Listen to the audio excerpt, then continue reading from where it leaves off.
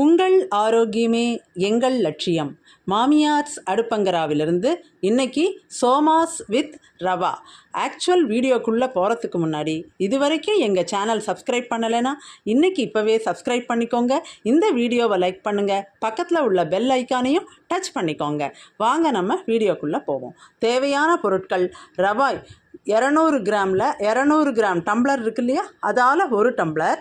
அப்புறம் 100 gram டம்ளரால் 1 tumbler பொட்டுக்கடலை, 100 gram டம்ளரால் 1 tumbler sugar சர்க்கரை, 1 டம்ளர் தேங்காய் துருவல், கொஞ்சம் ஏலக்காய் பொடி. இந்த ரவையை பிசையறதுக்கான தேவையான அளவு தண்ணீர். இவ்வளவு தான். ரொம்ப சிம்பிளான இன்க்ரீடியன்ட்ஸ், ஆனால் சூப்பரான டேஸ்ட் கிடைக்குங்க. சரியா? இப்போ நாம் அந்த ரவையில் கொஞ்சம் கொஞ்சமாக தண்ணியை தெளித்து சப்பாத்தி மாவு பதத்துக்கு பிசைய போகிறோம். அதை எப்படிங்கிறத ஸ்டெப் பை ஸ்டெப்பாக நாம் பார்ப்போம்.